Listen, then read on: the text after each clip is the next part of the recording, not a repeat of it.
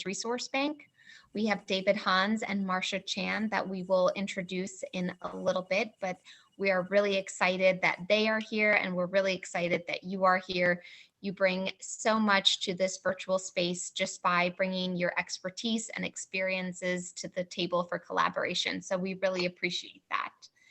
And without further ado, we're going to go ahead and get started with our announcements. So we'll share my screen.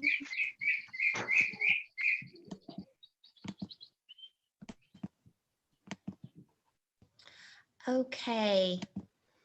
So a few reminders as you log on this evening. Remember to mute your mic except for during breakout sessions and the question and answer part of this conversation. It helps us cut down on background noise. Go ahead and introduce yourself in the chat and say where you're from. We love seeing all the different voices from different places, and hopefully, like I see some people making connections now, this will be a great opportunity for everyone to catch up virtually and check in. Do not forget to fill out the attendance form. You can use this QR code. The link is also in the chat.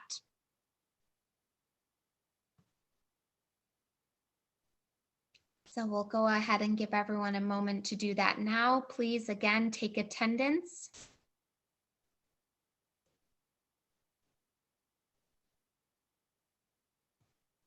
Okay. So today we are going to be mindful of everyone's schedule. Just so you know, we're going to be talking about American English or amenglish.com this evening with David Hans and Marcia Chan. We'll get a chance to hear about their exciting online platform, and they'll be open for some questions and answers. Then we're going to do our breakout rooms to hear about how you all are inspired to use American English learning platform and perhaps inspire each other with specific lesson plan ideas. And then Armin is going to lead us in an activity that I'm very excited about based on the American English platform. David and Marcia are going to give you a little bit more information about their product, but we want you to know that they are opening up free subscriptions until September of 2021 for teacher participants to use. So we will make sure that you are all given access to that via email. Another thing I want to just touch upon is we are going to be encouraging as much engagement and participation as possible. So when you see us posting things throughout the week for Mindful Mondays, Tech Bite Tuesday, Wellness Wednesday, and Thought Provoking Thursday, please feel free to produce your own content or post lesson plans. We are going to be giving away prizes for the most engaged participants. Those prizes will range for free subscriptions to canva.com, vimeo.com, Flipgrid, and Padlet. So we are very excited about that, and we hope that you all take time to get engaged. And now I'm going to ask Armin to go ahead and lead us in one of his wonderful wellness warm-ups. Sounds good. I hope everyone is feeling well. And if you're not feeling well, you'll feel better after some of the activities that we'll do just for like a minute or two. What we'll start with is just move your hands. Shake your hands. Sometimes we need to throw away whatever is on our hands, right, or on our backs. So just get rid of it. Whatever it is you need to throw away, you throw it away. Throw it to the side. Throw it up to the sky. You give it to someone else. Higher power or lower power, whatever you want. But okay, and then stretch back. It's just something to move our body so we kind of come into our body. Okay, that's the first step. The second step is now we're just going to do a breathing technique. It's called ocean breath. Now, the ocean is a very relaxing place, but can also be a little bit intense, right? There's a lot of movement and there's a lot of activity. But under the ocean, it's calm, it's chill. So how do we do ocean breath? We put our hand up for a moment. So hands up. And we're going to try it. We put our hand in front of our face. And we're going to make the sound like, like you have a mirror, Mirror. Okay. Again, slower.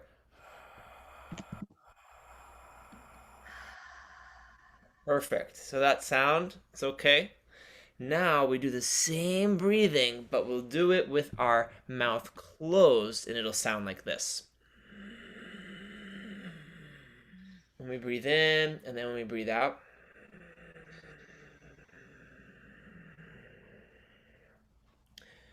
Try one more time. Breathe in and out. Just let me get a little thumbs up. Do you feel that little kind of sound like a little something like ocean? Seems some thumbs up. Okay. People, Maria, hope you got it. Leticia, nice, a digital thumb. So we're going to do this for about 7 times. Nice, Alfredo. And what it's going to do is it is going to relax our whole body. I hope. If it doesn't, don't hate me. But that's what it's supposed to do. And how does it do that? There's an organ here. It's actually a vein. It's called vagus vein. And what happens is whenever, you breathe in this way that's slow, this vein becomes stronger and relaxes better. So we're going to do that and we'll try it. Good evening, Sylvia. So you can close your eyes, relax your hands wherever you want, and take a big breath in. We'll do about 7. So breathe in.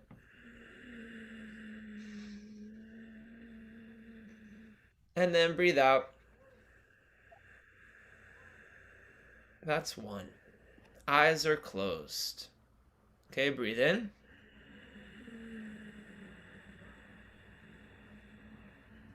And breathe out.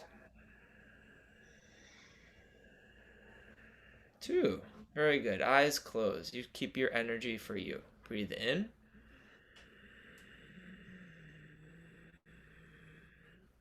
And out. Very good. Breathe in. We're up to 4.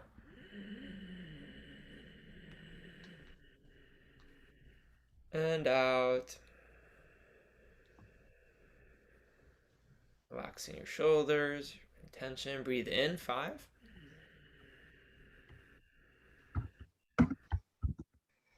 Okay, breathe out. 5.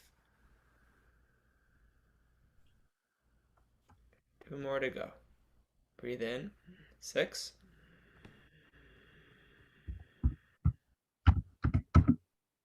And breathe out. 6.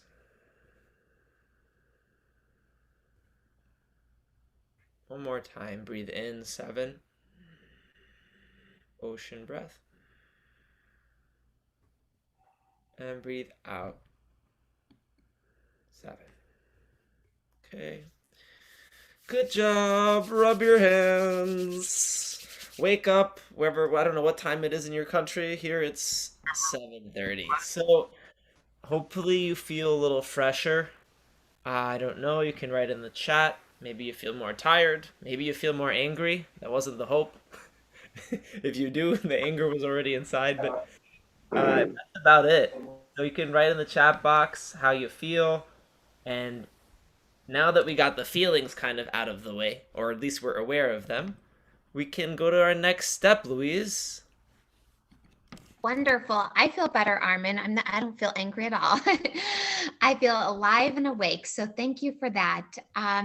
Now, without further ado, I'm going to introduce our 2 guest speakers this evening. First, we have David Hans. He is the founder of AM English. He completed his Bachelor of Arts from University of California, Riverside, and his master's degree from San Francisco State University.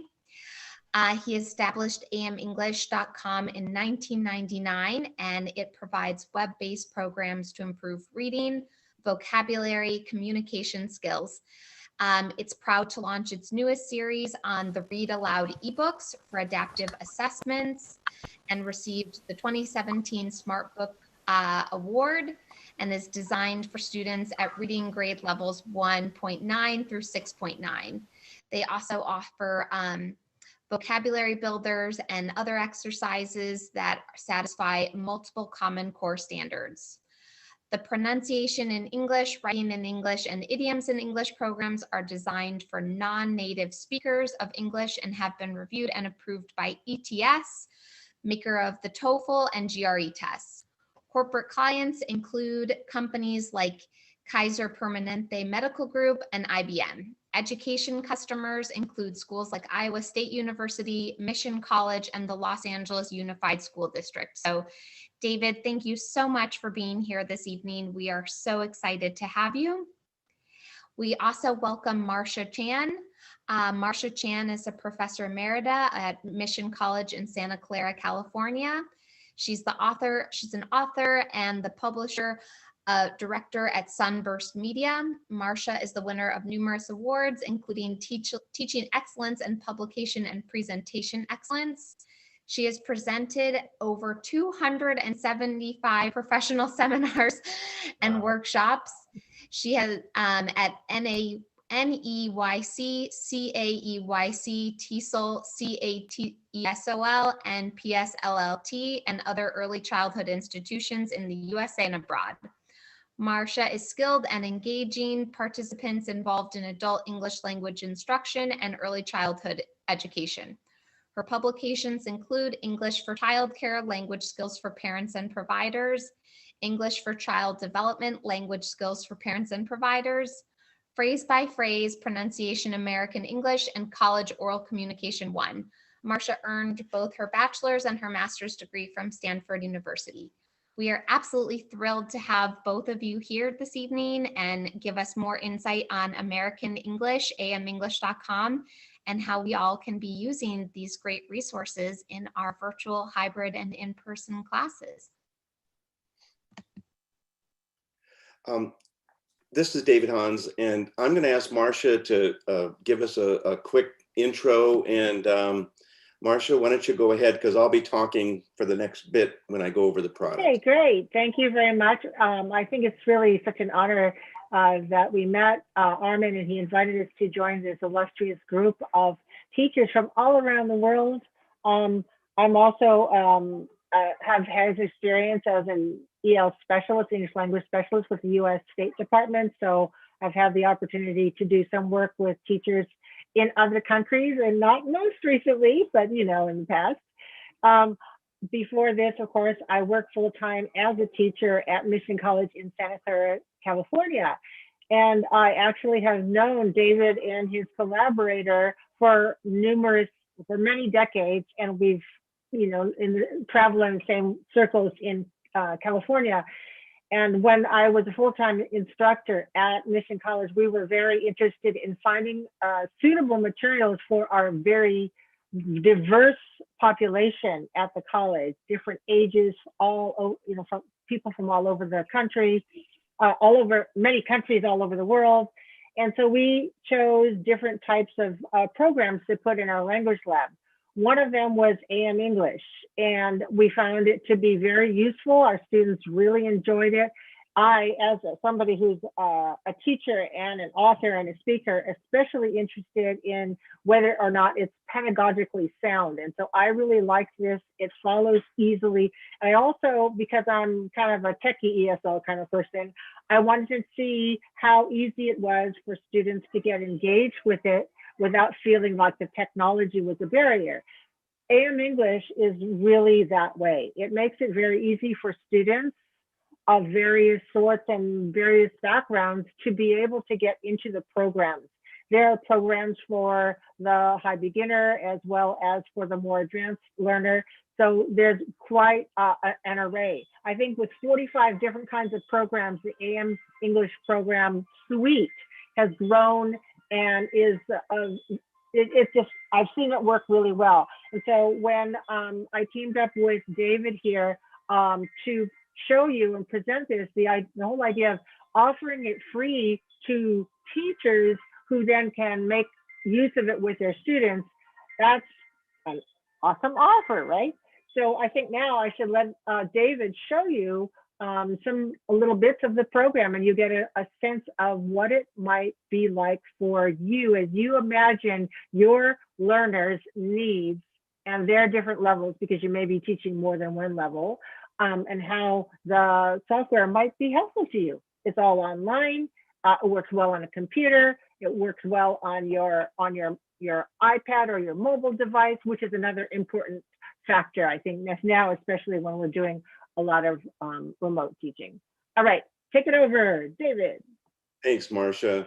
So one of the things that we're doing is to try to help teachers during these challenging times. So all of our materials available for you at no cost. If you want to use it, if you don't, that's perfectly fine.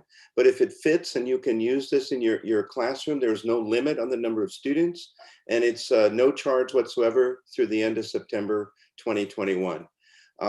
Now, this presentation is going to be really short. We're going to just touch on things. So if you'd like to learn a little bit more, you can reach out to the organizers here or to Marcia or myself, and we'll set up a private session for you to get a little more detail if you still have questions. So we have content that covers speaking, so pronunciation in English. And then the listening component also goes over idiomatic expressions, and it links back to the pronunciation program. So they're kind of nice to work with together potentially, but you can use them independently. And the writing in English is all about grammar and syntax. The read aloud ebooks are first through sixth grade reading level, and they're really beautiful. I can't wait to show them to you. And our vocabulary builder, we offer this to native speakers in middle school, but they could be available for your more advanced students. So let me just go forward here. I know that we have some time for questions as we go, so I'm going to try to use my time here as much as possible.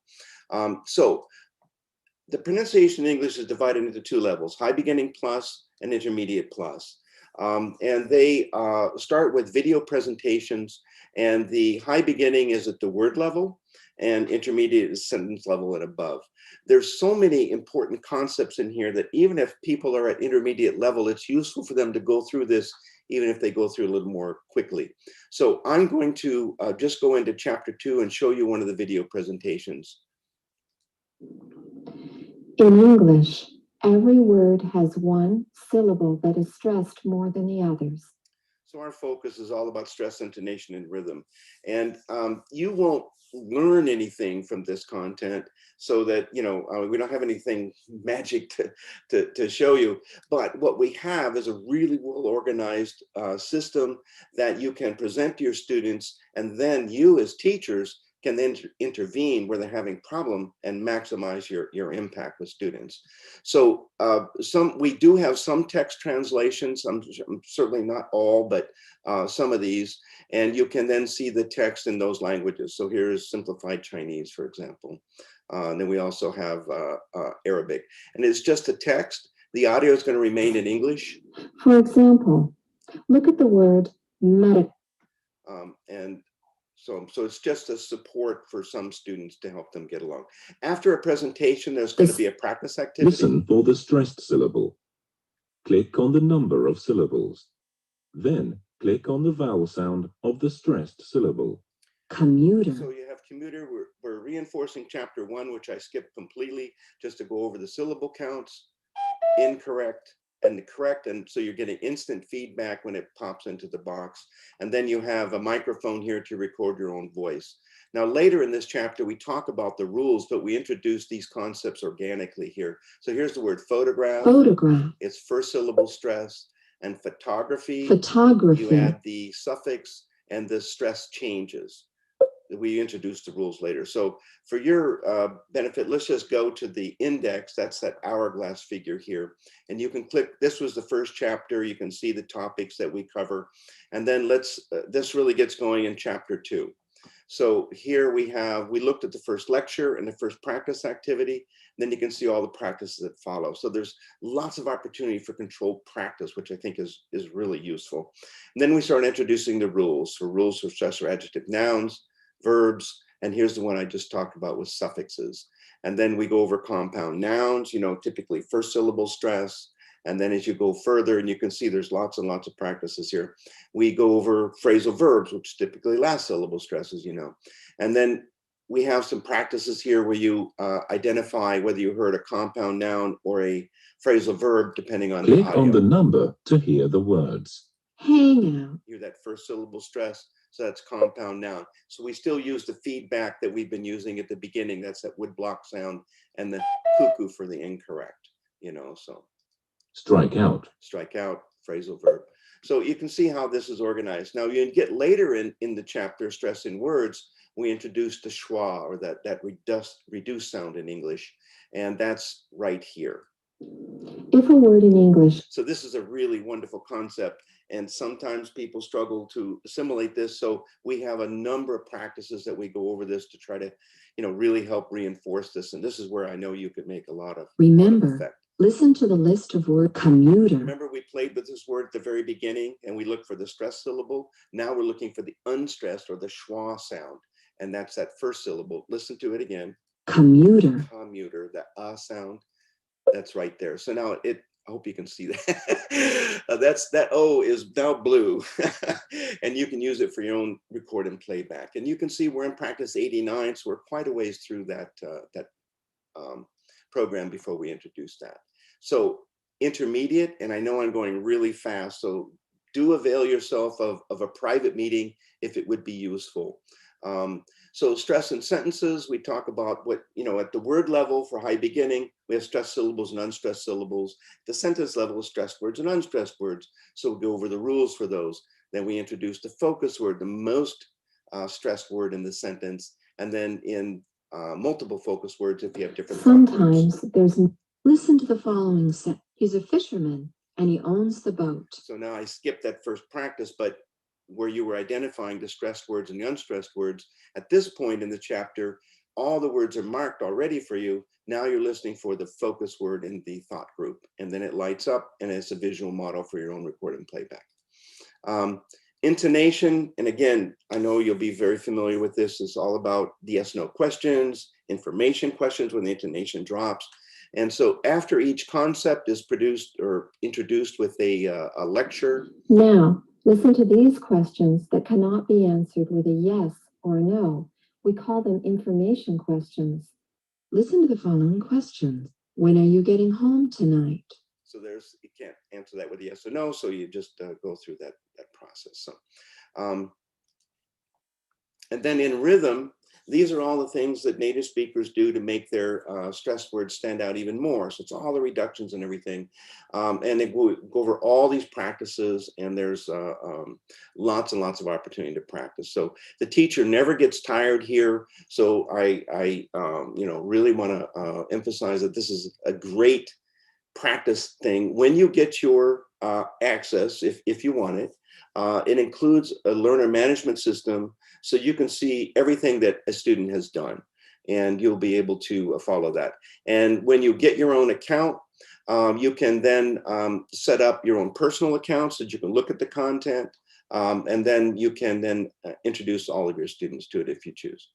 Now, medical version of pronunciation has all the same lectures and presentations, but the practices are in a medical context. Click on the number to hear. You should take this antibiotic every 4 hours. We skipped this practice the first time, but now you're clicking on all the words that get stressed based upon that lecture.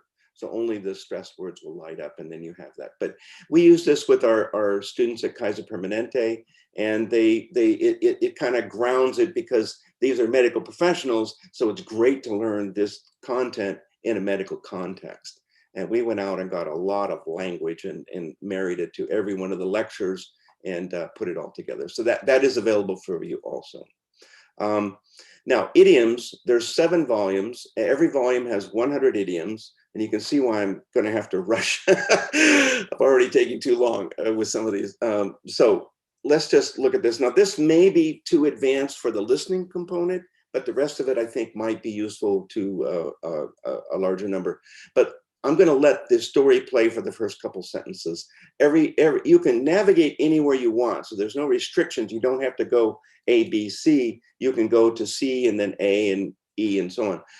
But if you go in order, you'll start with a listening practice. Listen to the story. Then click on Quiz 1 to see the questions. Cooking classes. Hi, Alice. I heard you were taking French cooking classes. Yes, Jean, I just finished the series. It was a great hands-on experience. So hands-on is the first idiom, as you know. And then the quiz goes over listening comprehension. So if you have, students that you'd like to have them work on this, you've got 7 volumes. Every volume has 9 chapters. Every chapter starts with this listening exercise. So it's a wonderful resource for you. So the questions, what kind of cooking classes? Well, we got that right away. That was French. Now you didn't get this because I cut it off, but how did the first person feel? Not confident, I believe that's the score. And so you can get a score. So there's lots of opportunity for feedback. If you go forward to the read section, you'll see the story in text. Read the story. I'm going to turn off the audio here. And you can see all the idioms are integrated into the text. And this is not artificial speech. This is natural speech. So you can kind of listen and immerse yourself in it there. And then you can go to the idiom page if you like. Any page is active, so you can go straight to the page. Out of this world. I'm going to turn off the audio again. But you've got a definition for that idiom. And you've got some examples because idioms don't act like regular speech. They don't conjugate the same. And then you have your pronunciation notes. So this is kind of you can use this independently, but it also strengthens the work in the pronunciation program. So we have the stressed words in the phrase. We're really big on stress, intonation, and rhythm. And in this case, we're identifying a schwa sound here. So of is typically reduced strongly and it becomes an sound. So instead of out of this world, you typically hear out of this world. So one of the other things that this is going to do, in addition to working on idiomatic vocabulary, which is always fun to learn, and reinforcing the pronunciation notes, but this is going to help people with their listening comprehension too. And then, so there's the 9 stories. Every story has either a dialogue or a monologue, and you've got all this content here. The post-assessment is going to be 4 different question types. So this is the definition. And then we've got pull-down exercise. So kick back. So even our adults that we work with love this content here. They like the interactivity. Fill in the blank. And then I believe there'll be a dictation here as we go along. And it randomizes it so you'll get a different look every time you come in. If you sell yourself short, you may end up disappointed. So you're just filling in the blanks. You do practice that after every idiom. So there you are. That's the setup there. And I said there's 7 volumes. One is entirely devoted to phrasal verbs because you can't extricate those from English. And idioms, if you're talking to Americans, you're going to hear a lot of idioms, and we don't even realize how much we do. And you often get a definition of an idiom with another idiom. We have 3 volumes, which idioms in English for young adults. And one of the secrets we tell our adult audience is, go ahead and use this, and you're going to get access to everything. Go ahead and use this because the only difference between the regular version, if you will, and the young adults version is that we picked topics we thought would be more interesting to a younger audience. Listen but it's to the structured story. just the same. Then click on so there's the read the story story about it, and there's I watch kiteboarders, and different idioms as they go through it. So that's the content for that, and I hope you'll save a couple of questions. Writing in English, again, is all about grammar and syntax. So if you have people that are, needing to work on more practice for this, we have a nice opportunity for you. The verbs and parts of a sentence, chapters 1 and 2, are kind of a refresher, if you will. And this really gets going in chapter 3, and you'll recognize every content here. Make the subject-verb agreement, subject-verb agreement, correct verb tense. And this is a really nice diagram that's dynamic and interactive, and you can click on it. And then following this is one of our resources. So this is irregular verbs. And so you can just click on this as a resource for more words.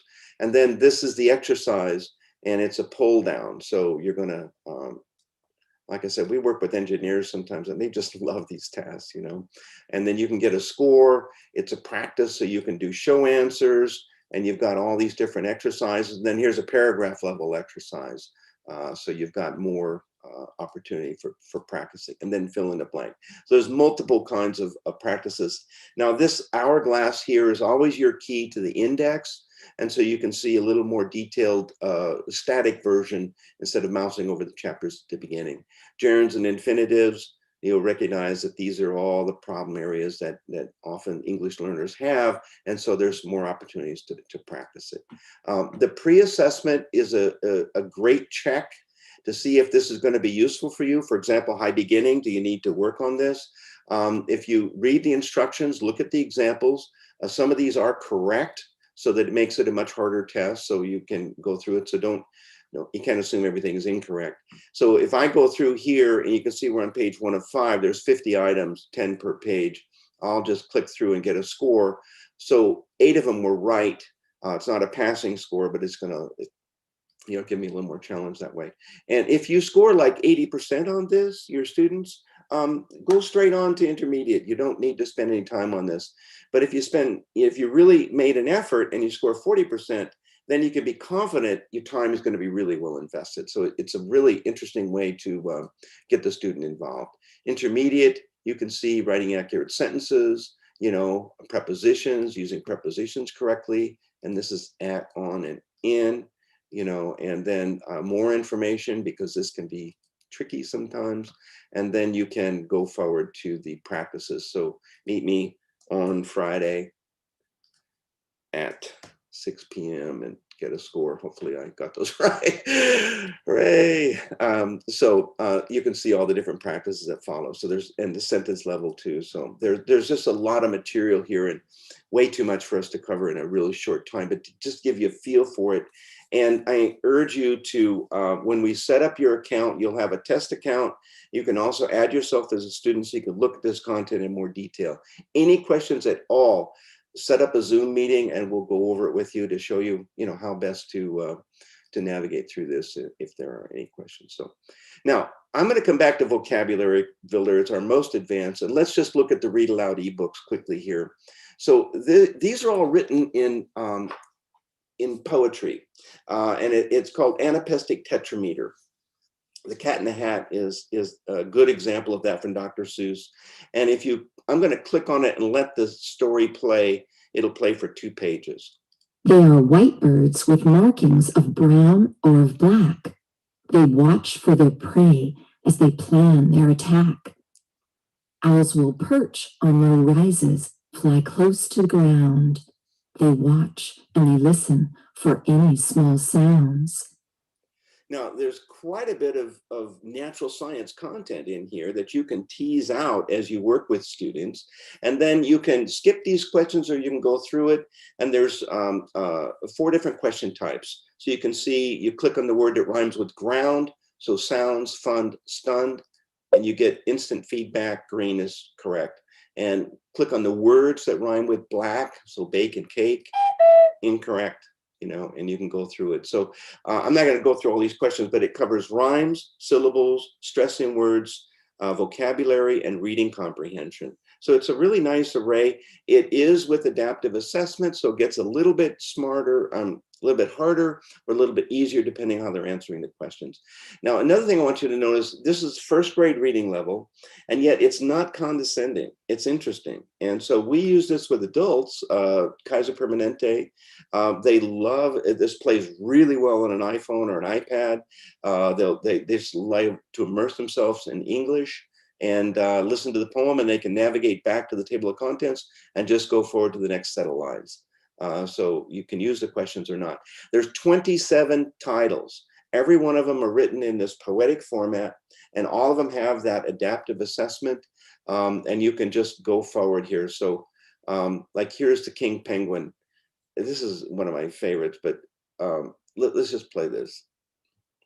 On the land they are slow, in the water they fly. Their wings become flippers, the sea is their sky. On the land they are slow. So I love that.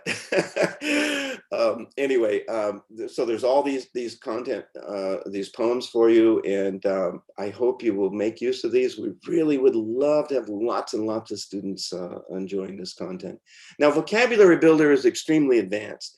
But if you've got advanced students, this is going to be a great resource for you. So with that proviso that this may not be appropriate for every single application, but a lot of people can immerse themselves in it even if they're not at that level. So here's the Arctic Tern. I'm going to let the first couple lines of the poem play just so you can hear it. The Arctic Tern.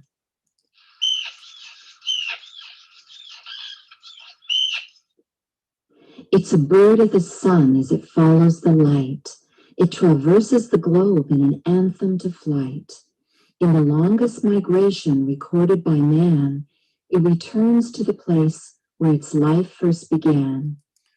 So there's that lovely language, and that's the poem. Every poem has 24 lines, and then you can go forward if you're using this content, and you'll see 2 lines of the poem followed by natural science facts. It's a bird of the sun And as more it pictures. follows the light. It traverses the globe in an anthem to flight. The Arctic tern sees more sunlight than any other living creature as it travels from the Arctic to the Antarctic, enjoying a never-ending summer.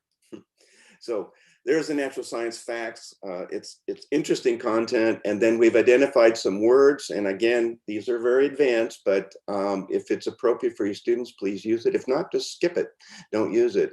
So you'll get the word in context, and you'll see, is it closest in meaning to, looks over, wades over, travels over. So we'll check that. You get instant feedback. And if you do anthem, again, in context, Song of Joy is correct, but it's do Song of Lament. There's the incorrect response. It doesn't hit you over the head, but it's going to give you the response quickly.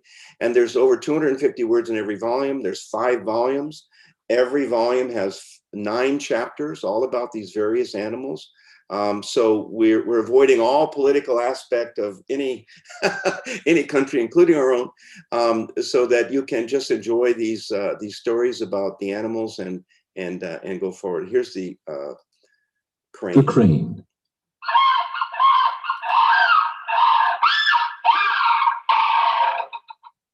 They bow when they leap in a graceful ballet, wings outstretched in the air in an ardent display.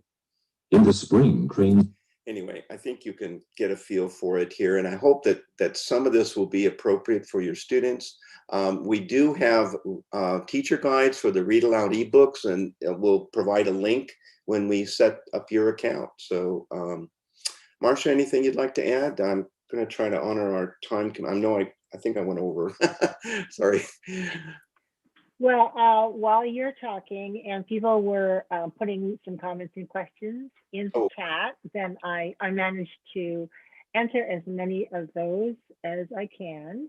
But some people might not have been looking at the chat and missed some of the questions that could be related to what they were asking about. One of the questions is it really free?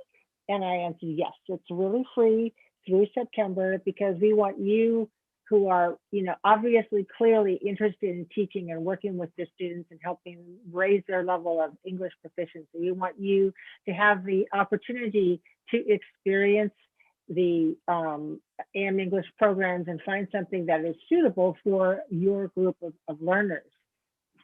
One of the questions was about the kind of the accent of English that is heard. So I wanted to say that on the program, there are several accents, very neutral American and British accents, nothing too much in a vein where it would be difficult. The idea is to make it globally understandable, so it's clear enough. And because a company as illustrious as the ETS, which is the English, what is it called, Educational Testing Service, they are the ones who write the TOEFL test. They are interested in making it accessible to people around the globe.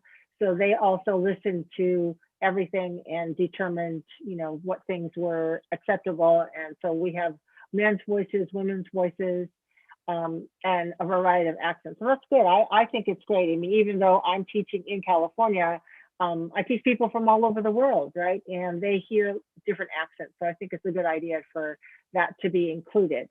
One of the questions was, can you slow things down? You cannot slow the speech down within the program itself, but because everything is scaffolded and there are steps, the user has the ability to replay things easily. and then, skip on to something else when they are finished with it or when they would like to progress a little faster. But if they want to review it, it's easy, just click the button to hear something again. And as you know, when you hear something repeated, and repeated, you start to hear more things than you heard the first time and get accustomed to the more or less the natural speech given by someone. What else? Those are some of the questions, but if you have others, we'll certainly be happy to entertain them, unless Armin would like to interject with some instructions for us. Well, before we jump to instructions, I saw a lot of people interested in knowing how to sign up. I know Okay. David mentioned emailing you, but what would be the easiest way? Okay, so the easiest way to sign up, I sent a link to you, Armin, that you may share. And so that link is where you get to sign up and you put in your email address. So this is how we will contact you, since we're not going to come to your house. We're going to, David will put up a package for you and your school, and then he will give you a whole package that will say how to enroll your students and how everything works. Along with like a little video, like a 3-minute video that shows you how to do it, so you can watch somebody do it.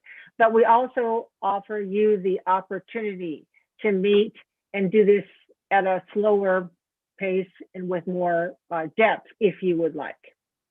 Yes, thank David, you. You have something to say? Yeah, one quick thing. Every teacher should have their own account, and there's no restriction on the number of teachers.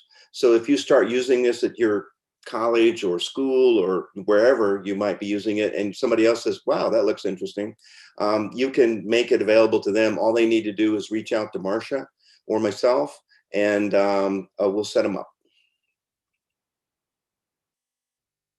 That's all. Wonderful. I see a question from Yusuf. There's a school account and a student account. Which one are we getting? Oh, you're getting the teacher account, and that'll include the learning management system. And one of the things that you can do, we'll always test it, so there'll be a test account in there, but you can always set yourself up as a student so that you can look at the material yourself. So Yusuf, just kind of follow up, I had a chance to try this out. When you're a teacher, when you have a teacher account, then you can enroll students and give them and assign them roles. So you're getting kind of full access to everything, and then you're assigning access to students. Is that correct, David? Yes. In order for you to look at the material, you have to use either the test account we set up or set yourself up as a student. That's it. But you have access to everything that we've got there.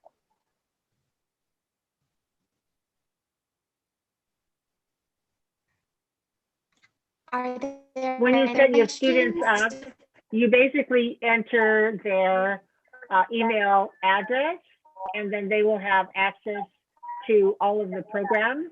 And when you're teaching, let's say, for example, you have this many students, but some of them are in class 1 and class 2 and class 3. You can assign your class number 1 and say, okay, in this class, I want you to look at the writing in English, and you're going to be working from the high beginning, and here's what it looks like. If you're using something like a management system, Canvas or Google Classroom or something like that, you might want to show a picture of the program that they should look for, because when they get the access, they'll see all sorts of programs on their screen, and they need to scroll down to the one that you would like them to work on and do the assignment that you would like them to practice. You may wish to present the material to them first. If you have a synchronous, web presentation, and then you may wish to ask them to follow up by doing practice number 1 and practice number 2 of certain items. Thank you, and Marcia. then, as a teacher, you can go in and see, have your students been accessing the programs? How long are they spending on it? How are they doing in that? So from your teacher point of view, you can go in to see the tool that allows you to check on and monitor your learners.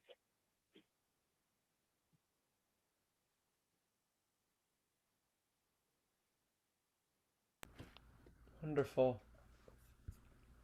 I feel as though we have assigned an impossible task to David and Marcia to introduce a platform full of decades of content and innumerable activities and engagement for students to kind of condense that down in a limited time frame. But I think that we're just so excited about the opportunity. I know that in online and virtual learning, we have this notion where we just need to go out and find content and then figure out a way to make it work. And a lot of times it's lacking in scope and sequence. So to have everything kind of so well put out for scope and sequence and difficult to teach and difficult to train and practice skills like pronunciation and vocabulary building and listening and interacting in a way like that, that's absolutely amazing. And we are so grateful that you are sharing this with teachers. It's amazing. Armin, do you think we're about ready for me to move on to breakout rooms, or have you seen any other questions in the chat? I think we can go to breakout rooms, and I just was going to say that Marcia will be sharing a link with you. I believe it's a Google form for anyone who's interested in signing up, so that you can do that. And the second thing I want to say is anytime that you're introduced to a new technology, a new platform, it's very overwhelming to have a lot of new information. So don't worry, because what we want you to think around is how you can take one little idea, something that inspired you a little bit. Someone asked about TOEFL. Someone asked, about different questions. So whatever little thing that you heard that feels like it could have some meaning for you. Like I work with kids, and they're really beginners, so I have to really think hard, right? Because we may say, oh, this is too high, or this is, but just think about that idea. What's one little piece of an idea you heard that could inspire you in your teaching? Because I think Louise is going to be giving us breakout room questions, right, Louise?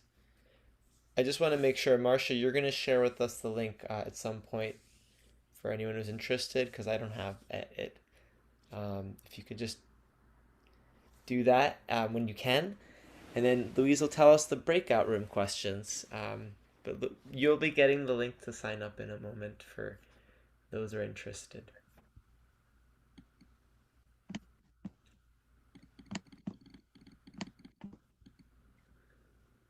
Hang on, let me share my screen. Okay, here we go. We're back. So tonight we're only going to do 2 breakout groups so that people have more opportunities to talk with their partners and with their peers in the breakout room. So you'll only have 2 sessions. If you would like to screenshot or take a picture of the breakout questions, we try to keep them kind of large so that the conversation can move about naturally. For your first session, we ask, how do you imagine using one of the digital resources from American English in your classroom? If not one of these resources, tell us what existing virtual content you use now. So maybe you were inspired by the vocabulary building portion or the pronunciation or the read aloud poems. Go ahead and with your breakout room peers, go ahead and talk about how this can take shape and how you can use that in your classroom. Wonderful. So whether it's one of the new resources from American English or one that you've used before, we want to hear what you have used or what you could use with your class. Is that right, Louise, more or less? Cool. All right, I think I'm going to just do automatic rooms. How long is fair? I believe we said 10 minutes each. Okay. Recreate. I'm going to do automatic. 10 minutes each. And we'll all see you in a little bit. We'll have about 15 or 16 rooms. And have a wonderful conversation. And we'll see you in 10 minutes. Let me get that time there for 10 minutes. Okay. Enjoy your conversations with your colleagues around the world.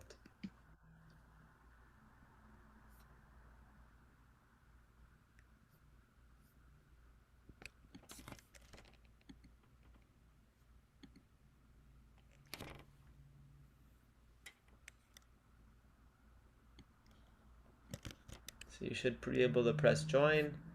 If you can't, there's going to be about 2 people who I'm going to actually just put them into the main session so they can have their conversation there. Everyone else, please press join. You should be able to see it pop up. I think Mariana, you're not in a group, Mandumbe.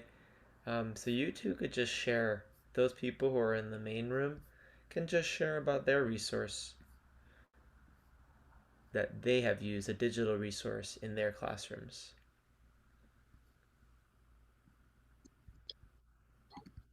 Can you hear me? I think there's a couple of Yeah. you here. Yes. Hello. Hi, Shireen. How are you doing? Fine, great. Fine, great, Armin. Wonderful. Okay. Well, we're a group here, and maybe we could share. What is a digital resource that you've used, Shireen, that you found helpful? I use a lot of platforms, such as I find ISL Collective. Yes, it's a wonderful and amazing platform for using some presentations and worksheets. It's one of my favorite platforms. Also, like SlideShare. SlideShare is also one of my resources of an online webinars and sessions. And what else? I have a lot. I use a lot of resources, but now I didn't remember just 2.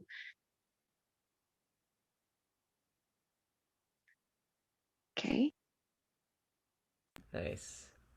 I know for my adult class, I've used live worksheets. I'm very new to this American English. This one, there's another one that's online forum that has a lot. Mariana's also a pro at digital resources. Mariana, do you want to share? I think she's here. I don't know. From Brazil. Sorry, Armin. I was just saying, what is like a resource that you've used? Good to see you. What is a resource that you've used in your class? I know in Brazil it's a different reality than Egypt or America. What have you used in your classes, like resources? Like in remote teaching, I'm really enjoying YouTube. You have access to many things. So it's just like adding, we are following a book. So the other day we were talking about, I forgot his name, how come? Martin Luther King. And I was able to bring his speech, and that was amazing just to see, oh, look at what he said. So I think many times it depends on what you are doing. Games usually go online and look for games, and I found one. I had to practice the days of the week. They didn't know the days of the week, and I find one that just say like today is Monday. What day will be tomorrow? Because it was a game, like they were kind of repeating, and that was okay. So usually I go just checking things to add because you follow. And I will be sincere, because we have a Google Classroom, if you create too many things, it's too much trouble. I received 2 work. So I have like 20 classes, 20 hours in class. I don't have any time for preparing. So, oh, Padlet is great, but then I have to check. Flipgrid, I have to check everything they do. And so I try to keep it simple and just to use like, oh, no, I don't want to create anything anymore. So sometimes just share with them or give resource they can study by themselves. I usually run out of time. So you do like one resource and then have them write about it or something like that, or like, is that what you mean? Or speak about it? Like not too many resources. Usually I find like a game they can play on their own and I send it to them so they can play, but I don't know if they are playing or not. Or something that we can do together, watch a video together, or we are playing during the class just to practice, to memorize some vocabulary, not really creating projects or something out of the class. Okay. I'm sharing mine for primary. I'll put in the chat box. or anyone can even share if you want. But YouTube's fast, which is good. You don't have to think too hard. Just go on YouTube. I've been using this Raz Kids. I don't know if anyone has used it or heard of it. Are you familiar with this? I think you have to pay for it, but No. they have lots of books. One second, I'm trying to open it and I could show you. Okay. Raz Kids. But they have lots of books in lots of languages, and I think it's very interesting. I don't know. So that's all. It's lots of books and phonics and questions and activities, and it's all in one thing. So that's what I like about it. Like you were saying, like, one place has everything. Oh, great. Thanks for sharing. And no extra homework for the teachers. But yeah, it's too much. The teachers have too much homework. Maybe someone else can share. It's either Ju or Radwan.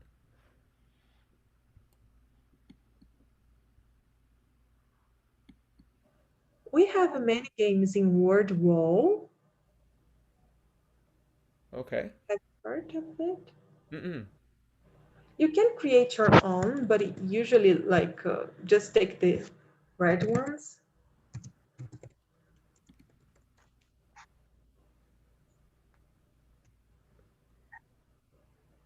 Okay.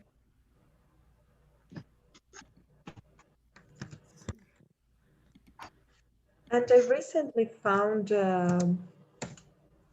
Kahoot can be played offline, like asynchronous.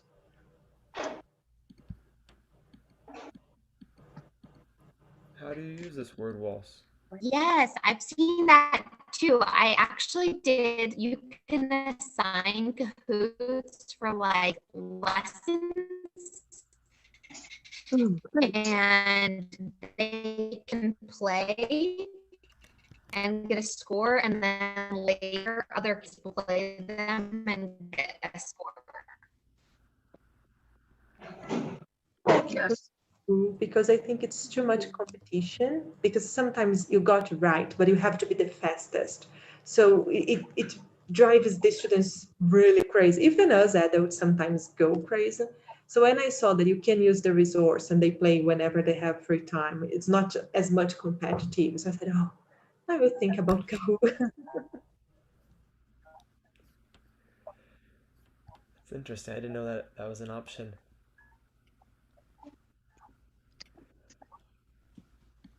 I think that I'm being told that we're gonna shut down, but I want to see if Tao or Christian or Drew has anything they want to share.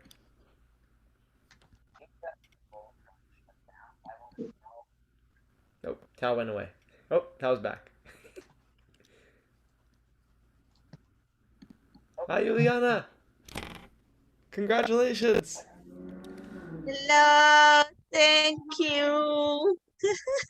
Happy for you. I'm back. Congratulations on getting married.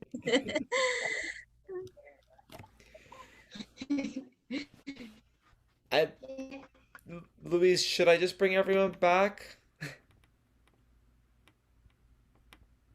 I'm bringing them back. Yeah, I think so. I think Right. we could even limit our next ones to like 6 or 7 minutes because they were so small. It's too small. It happens. No, everything is going perfect.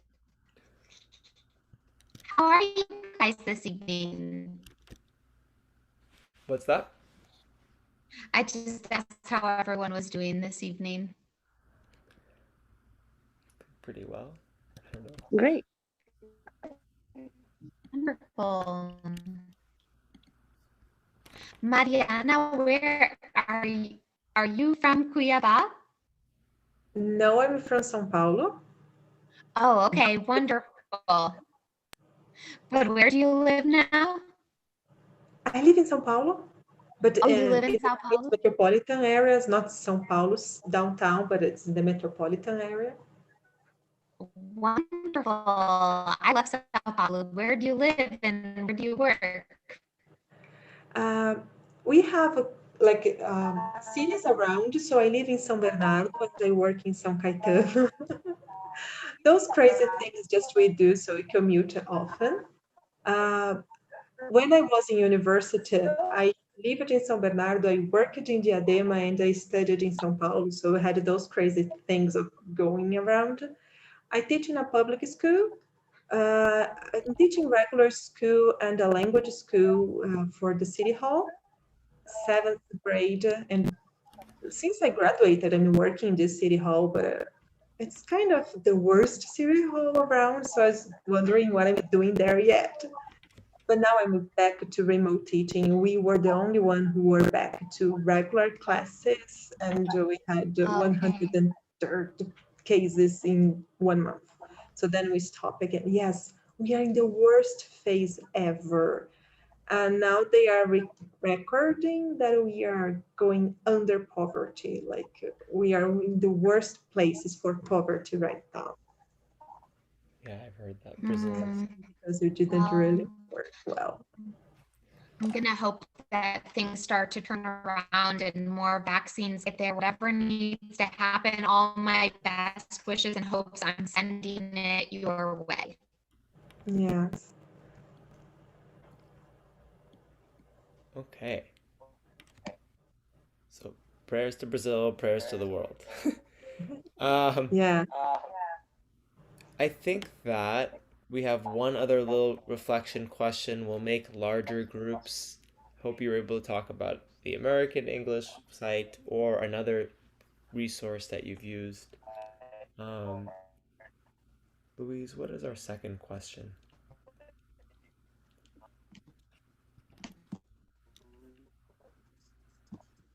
Wonderful. So our second question is, share one of your favorite online resources that you used with your class and what assignments you have given to your students.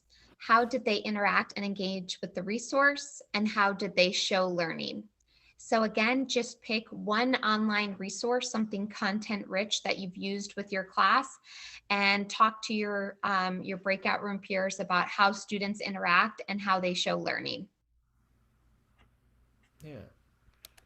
So I think it's clear, right? And can I give a suggestion? Can you yeah. copy and paste that question on the chat box so we can see that? Yes. Thank It you. is coming your way. Louise, help us.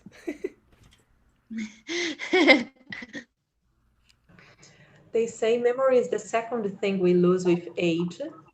I can't remember the first one.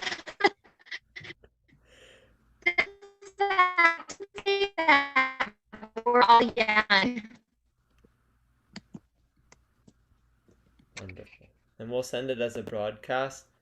So what did you do with your class, whether it's in person or digital, and how did you use the resource, and what product did the students create? Is it just something written in paper, or what did they do? We're going to do an example in a moment, but that'll be the question. You'll be in groups of 4. It should work now for the number of people. One group, Mamadou, Luisa will be with me, and Hasmi come over.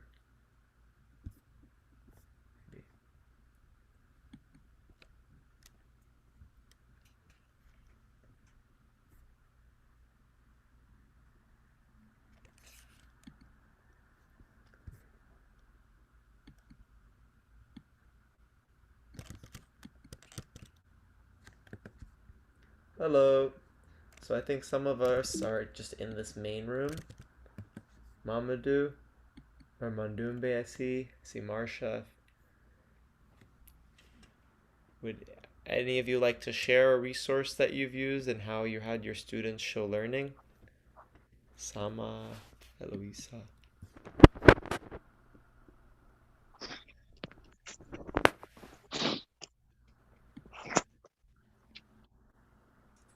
Hello. Hello. Hello. Sorry, I can't hear you. What did you use with your class to teach English, and what did your students do as work? What did they create for you? What was their work using that digital resource?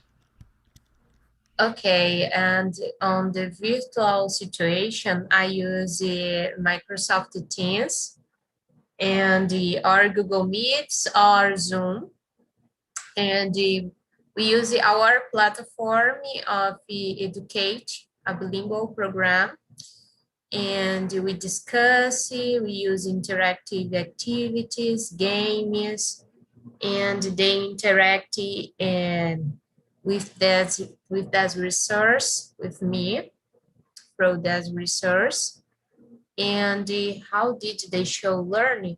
Oh, they speaking all the time with me during our class. They are children, so I think it's okay. Our class, they are 5 years old, 6 years old. So small. Yes, they are really small.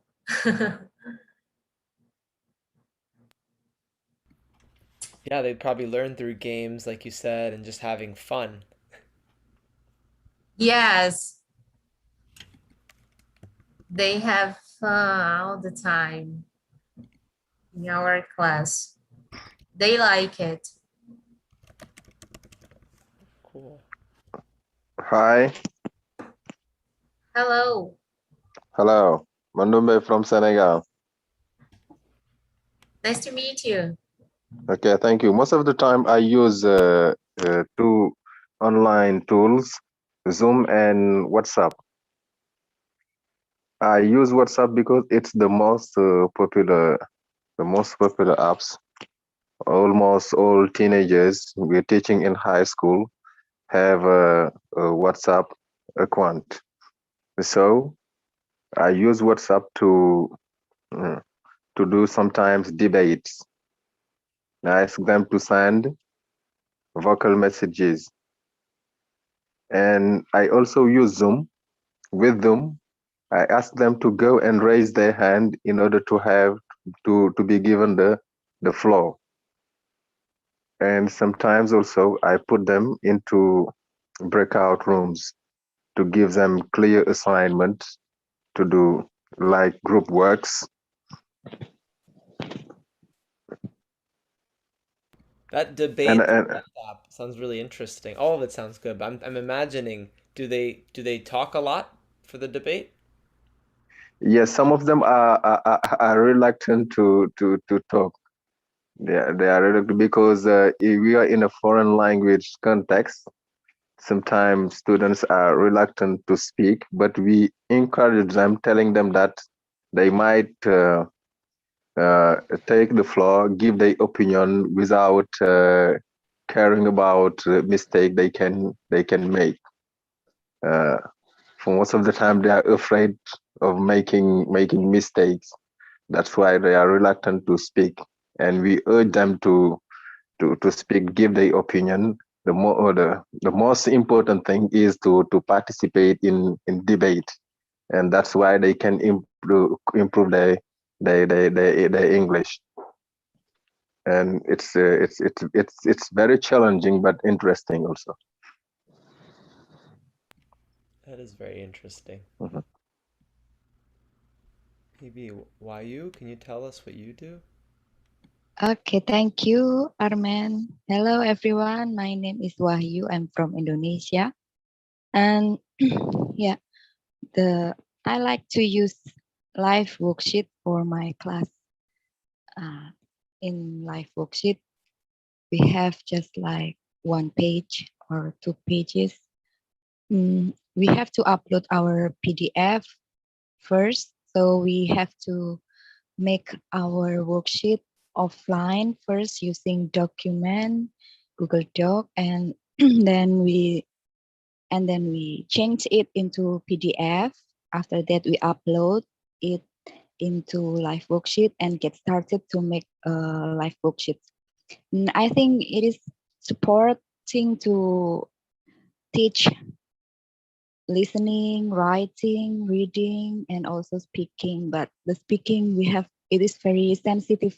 So if we just mispronounce, the words will don't come out to the printout like that, or it won't text the right words, yeah, in the live worksheets if we mispronounce. I think, yeah, they are interesting.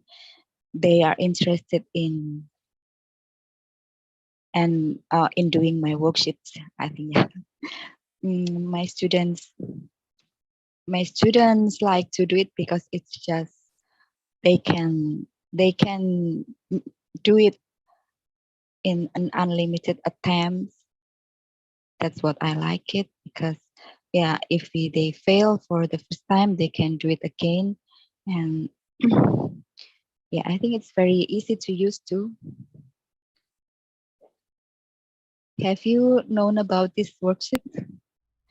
I have, but I've actually never created my own, which I think is really creative. Okay. I've never Yeah. made my own, so that's great. Yeah, I sometimes I also make another or the other worksheets, because there are so many worksheets, yeah, in there. We can just we can just take another or the other teacher's worksheets. Hello, Marcia. Nice to meet you here. I'm waiting for your platform. I'm very excited to make your Oh, very platform good. in my class. Yes, that's very interesting. I think we can teach pronunciations, and I like the reading and also the listening and speaking, and I think that's very complex platform. Thank Well, you for if sharing you, today.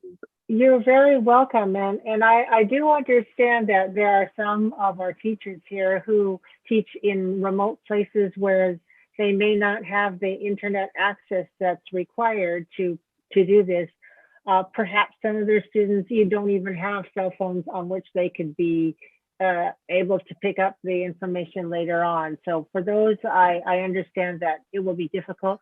For the rest of you who do have access either on your school campus, or because you know that there are ways you're doing it remotely, or in some way you know that your students do have internet access, whether it's on a computer or on a mobile device, then do try it out. I think you'll find that there's a lot of richness in the resources that are available, and you'll probably find yourself, oh, where do I start? Because there's so many options for you. But as David said, that if you would like to have a follow-up Zoom meeting where we talk about what your situation is, and we can, more easily point you in the right direction for something that will go directly to how you can use it with your students. The link is in the chat, and I'm sure Armin will share it later on as well.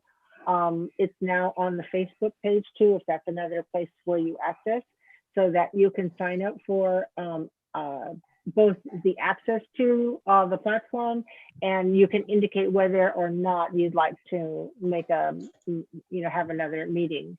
And I guess it would be good to know where you are and what part of because I know some of you are working in your midnight hour. I'm sorry, did someone say something? Was it a question? No, I Oh, just. okay. So, Marcia and David and Louise, can we jump to the part where I share one idea of how I would possibly do a follow-up or the next step after we used the American English resource? Yes, I think that's perfect. I just want to reiterate something that we've talked about. So the link in the chat is where you're going to go to fill out the Google form, and that will put you in touch with Marcia and David in order to register for your free access. Yeah. All right. We hope you had a good conversation with your colleagues. I think, Louise, I know we're getting short on time, but wouldn't it be nice to hear from a couple of groups? Because I learned a lot of things just from YU and Mandumbe and Shireen. So I think if anyone wants to share something that they heard, even just 3 or 4 people, that would be great. Right? That way, Yeah. whatever happened in your little group, we can get a little piece of it. Does anyone want to unmute and just share something that they heard that was a good resource? Because, we're teachers. It's like Hi. going shopping. There's 50 different types of soap. So, right, Well, can I? yeah, go for it, John. Well, I shared on my group that I created a digital storytelling with my students about endangered species around the world. So I divided the project into some steps. The first step was collecting data. So we used Google Docs in order to research about the animals and separate some images that we would like to use it. Then they had to create their own narration for the video. So they wrote the script.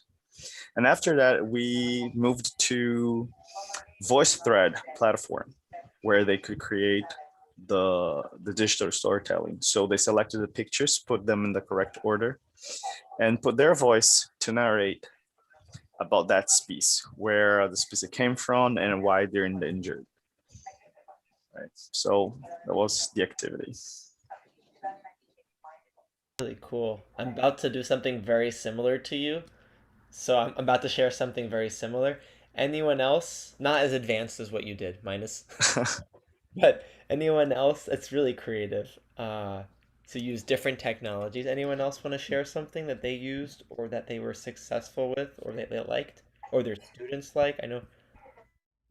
Well, I can introduce one website. I used to work in China with the young students, usually age like 4 to 7, and there is the website called startpole.com where you teach phonics, and there's alphabet and there's lots of short stories, and you can use it on your phone and you can use it on your computer, and it's free and it's really useful, and the kids get really excited because there's animation and there are things that are moving, and as well then they can use it and they can review it online. Yes, I will do it in a second. I'm right now in Cuba and here internet is really bad, but I will try my best. I didn't even think it worked. I didn't think Zoom worked there. Well, it doesn't. I have to use VPN system to be connected. That's why sometimes it goes on and off. But yeah, I will share the website. Just give me some time. Thank you. Thank you, Maria. Does one other person want to share something they heard or liked? Yes, sure. I just put a link in chat. Oh, hello. Go ahead, Pinar. This is basically, it's called Virtually Anywhere. It's like Google Street View, except instead of streets of areas, it's inside different buildings and such. So I used the Starbucks to do a sort of coffee shop simulation for my online class. If you go to the website, it has a 360-degree view of the inside of a Starbucks. So if we all go on that website together, I can assign roles to my students as a customer or a cashier and have them kind of role play in that environment and practice ordering coffee and stuff like that, but being in the virtual coffee shop. Fun. I know. Yeah, go ahead. Someone else. I would like to comment. Hello? Can I? Go ahead, Kasian. I would like just to comment that I realized that people, the teachers around the world, are using the Google, and I didn't know that because at school, in my school, we use the Microsoft, the tools from Microsoft.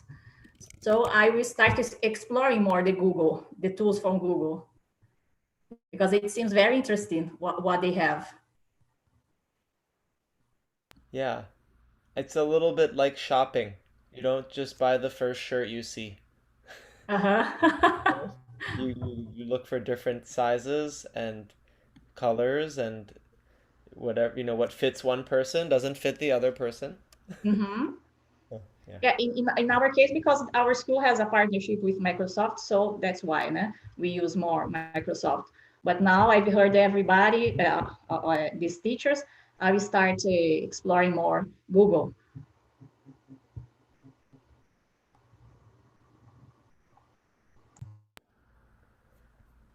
Wonderful. Well, I loved hearing all of these cool ideas. And now, Armin, do you want to share with us how we can go ahead and dive into the snowy owl using the English resources? Okay, so my internet is really slow. I don't know if this is going to work, but I'm trying my best. So, see, it keeps freezing here. But when I saw David and Marsha's wonderful resource about well, just birds around the world, because they have a part of their resource that is poetry, and I found it was beautiful, and it was different birds. So what I thought as a teacher, because the resource is important, but it's also important how you use the resource, right? We can find 50,000 resources, but if we don't use them in ways that we love and the students love, then the resource doesn't have as much power. So I'm sharing an idea similar to Jean's idea. Um, and I want to invite you, if you want to do it, and your students, if you want to do it, to tell us about birds. So I saw the amazing resource. It was a poem about birds and specifically one kind of bird. And then as a teacher, I thought, well, there's so many birds around the world. Maybe I could ask my students to research a bird. So that is what I'm sharing as an activity. And the way that I did it was using a Microsoft product, which is Flipgrid. It's from Microsoft. And I did an option that is very cool if you have access to a computer. I know not all of our students do. I did something called screen recording. And this is very interesting. I don't know if anyone has used it, but I absolutely love it and my students loved it. So after your students do researching on one topic or you research one amazing bird, you could make a screen recording. So I'm going to just show in like 5 seconds how you do that. I don't think my computer will allow it, but you'd press record response, and after you'd press options. Slowly, computer opens. It's really late, but it's okay because I'm showing you something great. So, options, and then you have the option to screen record. To me, this was a game changer. When my students started screen recording, I did it in high school more, they started presenting their learning in a very good way. So I'm just sharing this with you. What I would love as a task is to screen record, and you would just choose whatever you're going to screen record, a short presentation about a bird from your country. It could be endangered. It could be a bird that has a lot. There's a lot of them. So this is what the American English website, when we were just looking at it, the Am English actually, not American English, Am English site, inspired me to do. It said, oh, what if I could have my students answer these questions? You know, what is a bird that is inspiring? Share a story and some resources you found about this bird. You can Flipgrid it. You can create a Wakelet, which is a place where you can have a lot of links. And then you can present it. And I'm just sharing this as an activity. If we want to do it, you can. If you want to invite your students to join, they can. Oh, there's Mandube. So what are the questions I tried to answer? Where does this bird live? What does it eat? What is it called in English and in your native language? Why do I like this bird? I chose a bird that is called the osprey. And I love it because it's near where I live in Connecticut. So I'll show you like 30 seconds and then they're strong birds, and I can share some little videos just to see a little bit about what their life is like. I was amazed to see that they actually live in many countries around the world. So let's see how they take care of their babies. I'm not going to go through it all, but I'm just sharing it as an idea. You could use Flipgrid, screen share whatever's on your screen, and make commentaries about it. So I think that I've given enough information, Louise. Let me know. I mean, I didn't exactly use the Am English site, but the site inspired me to want to create an activity where my students would make something. I don't know what you think about this, David and Marcia, or anyone else, but this was what I created as a teacher, looking at your resource for my class. I don't know what you think, but that's what I had. Well, you know, everything we use as teachers in terms of the material we give, whether it's either reading or videos or stories, poems, they inspire us to do extended learning, right? So this is an example of not deep learning in itself, but the extension of what you are motivated to do, what inspired you to do something else. And so now students will not only learn about the snowy owl together as a class, but they will also learn from each other. From you, they'll learn about the osprey. And from their other classmates, they'll learn about different birds. So it's a wonderful way to expand. Thank you for sharing that. Totally. So we want to inspire each other. Same way we this is what teachers do. Either you sit alone and be sad, or you keep inspiring each other. So this is it. So I'm hearing a lot of weird. Wonderful. That's it. So I'm hearing some weird sounds too, but it could be, you know, just different time zones, different internet, different stuff going on. But I want to go ahead and before we do anything else, I just want us to take a moment to give our most sincere thanks to David Hans and Marcia Chan for coming today.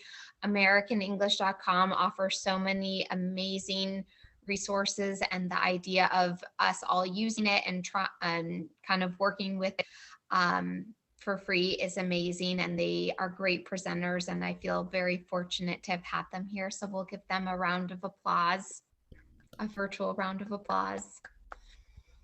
We want to remind you for inviting us, and I just wanted to also say, besides the AM English, which is free for this period of time, something that's always free is my channel on YouTube, and I have over 2,000 free resources for English language learners and teachers. I am known by the moniker Pronunciation Doctor, so I'm putting into the chat.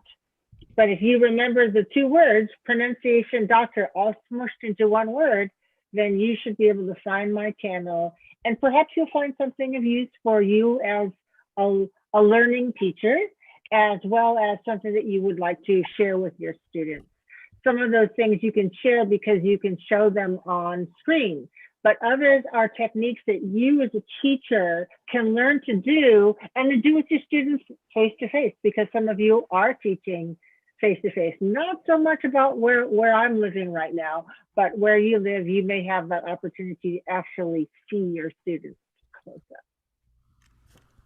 Thank you, Yes, so wonderful. Pronunciation Doctor is an amazing YouTube channel. Armin will get that link in the chat, and I think it was in today's email, but we'll also make sure that we post it on Facebook, Instagram, amazing resources on there as well. So don't forget to check out Pronunciation Doctor. And don't forget to keep exploring this. Hopefully you filled out the Google form.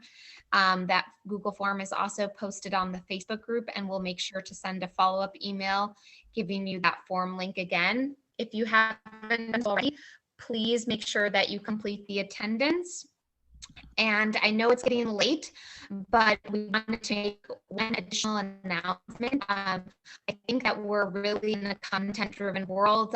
Marcia produced this great content on Pronunciation Doctors YouTube channel.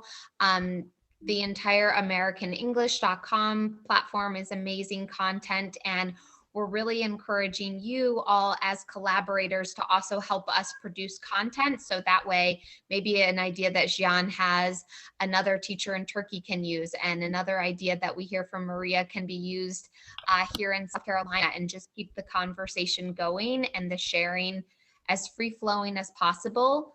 We do have accounts, subscriptions to give away to different platforms like Padlet, Vimeo, Flipgrid, and we would really like to just kind of encourage people to promote and create content accordingly and share it with us on Facebook group, not just for us as individuals, but for the entire community. That's the idea of a resource bank, that we're all sharing and contributing value to a place that we can all access and be creators on. So without further ado, I know that our guest, David and Marcia, have agreed to stay on at the end if there are further follow-up questions, but Armin, can you give us a nice little cool down activity as we go about our day or our night or whatever time it is?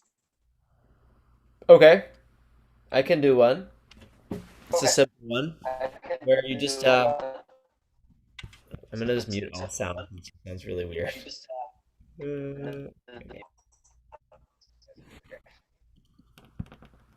All right, cool. So this one's really simple. You just roll your neck. Just roll your neck in a circle. Yeah, roll it around slowly. And then roll it the other way.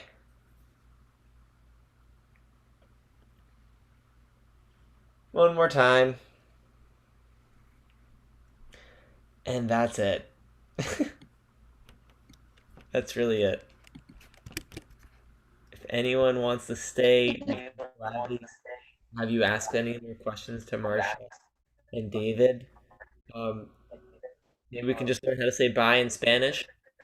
Not bye in Spanish. María, ayúdanos. Or you can- Adiós, adiós. Adiós.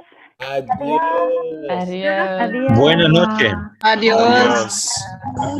Adiós. Wonderful. Chao.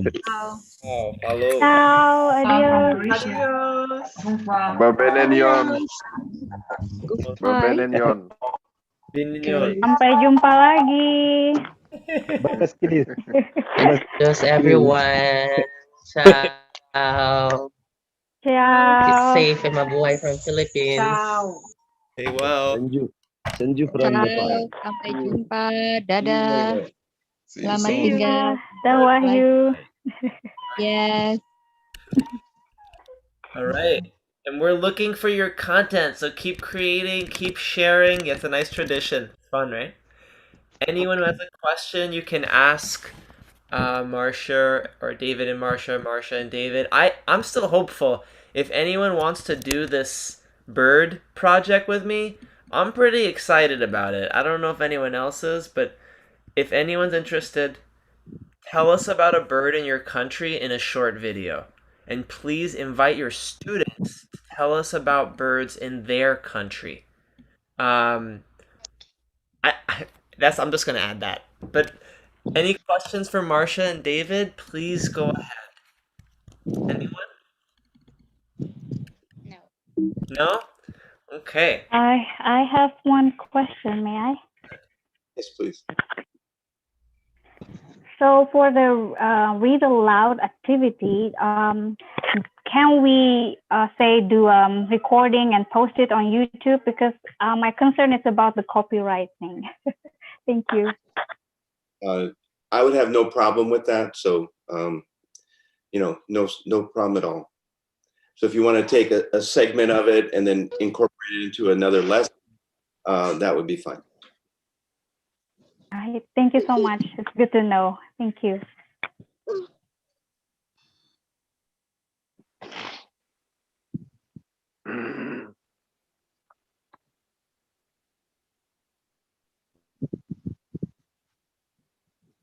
We're gonna let everyone go now. The Flipgrid is there. Those who sign up for AM English will get an email from Marcia and David, and we want to collaborate with you and get you and your students excited and inspired because it also inspires us. So we also need inspiration, right? So thank you.